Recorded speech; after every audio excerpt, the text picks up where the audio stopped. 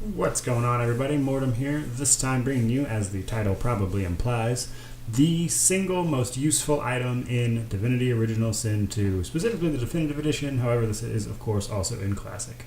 Now, first things first, jumping right into it here. In the inn, in Act 2, in Reaper's Coast, you need to come talk to Papa Thrash here. He has a variety of speech options, especially the first time you come up to him. Basically, any tag will let you get down here. You just have to pick it. Once you get by him, if you don't just straight up kill him, by the way, you come down into what is known as the Under Tavern. Now, the Under Tavern has a lot going on. It's where the arena's at. However, what we're looking for is Dorodia? I don't know how to pronounce this girl's name. But this girl in the corner here. Dorita, the decadent one, at any rate. She, if you talk to her with someone who's never spoke to her before, has a lot of interesting dialogue, as you can see here. She draws close. You feel her breath on your neck, hot, moist. Oh, yes. I have something that you want. But I only bargain with those I deem deserving. Those who have accomplished great things. So, tell me, are you worthy of my... Now we have a variety of choices here. Pretty much anything you've done that's good will get. There are a couple wrong ones. Like if you talk about Mari, she won't actually give you anything for that. But pretty much pick one of these, and as long as she finds you worthy, she'll move the conversation forward. Cleverness that has eluded driftwood's well.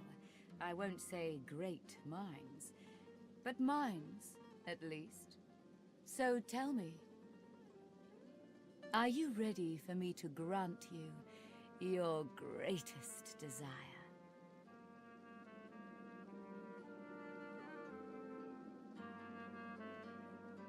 I beg to deliciously differ. You have a need to expose it. Look into my ring. Now ultimately what you need to do here is agree to let her grant you your wish. She'll ask you to gaze into her gem, and then it'll present you with a list of options asking you what you see. This is incredibly important because you can only pick it once, even if you use separate characters. So once I pick this on one character, that's done. It is incredibly important that you pick number 5. A transparent chrysalis. The blue butterfly within looks ready to break free. That is the option you need to pick. Again, you can only do this particular way one time. Even if you use another character, the option just won't be there. But do that, and then she tells you that what you desire is immortality. It's not something I can give, but I can give you the breath of life. In return, I ask for one courtesy. A kiss. A kiss.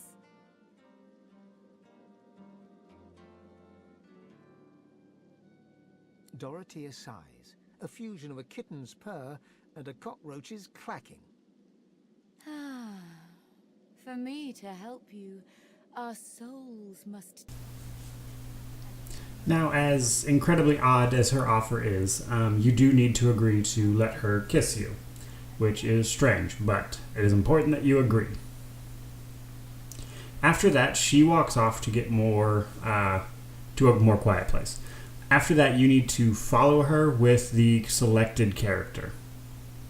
If you go up to her with any other character while she's waiting on you over there, she actually just is like, leave me alone. Also, if you bring your whole party with you and they're close by, she also just won't do it until they leave.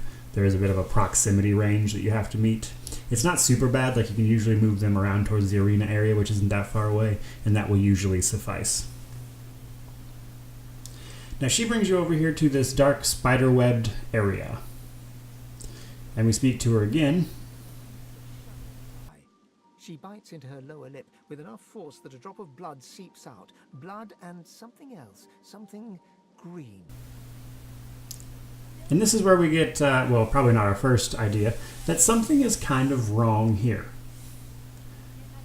That this is, well, A, just an unusual request, but the way she's talking and the fact that we see green things when she bites her lip, she might not necessarily be human per se.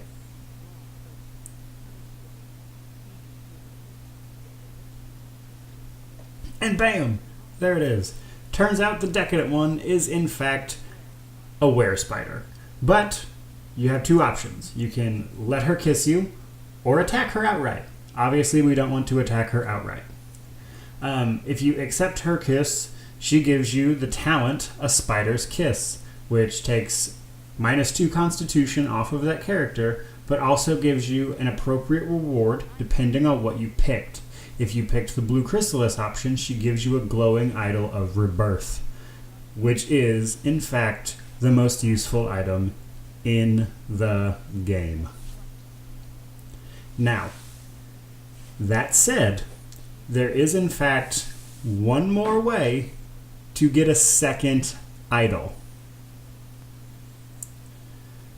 She is going to walk back to the main area that she was in before she walked over here. And once she's over there, we can follow her back. Or while she's on her way, to be honest, either or. The main thing is that we go into sneak mode and pickpocket. Now you have to have a thievery level 3 to pickpocket her. However, once you do, you will be able to grab yourself one more glowing idol of Rebirth. You can't pickpocket her multiple times with multiple people to get a second one.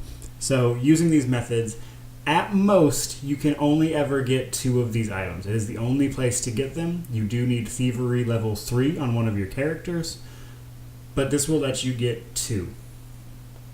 Now, on to what the glowing idol of Rebirth actually does. Well, as the name might imply, when you die, or the character who is holding it dies, the glowing idol of Rebirth immediately resurrects them with full health. It's essentially the item version of several different talents put together, Comeback Kid and Morning Person. You would need both of those talents to get the effect of the glowing idol of Rebirth.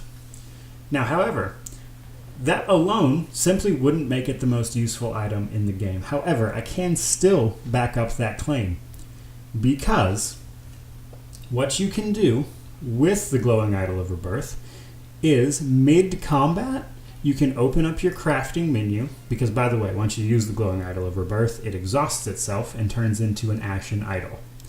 You can then open the crafting menu mid-combat with any character, go to the crafting screen, combine the Ashen idol with 1 scroll of resurrection, and craft yourself a brand new glowing idol of Rebirth.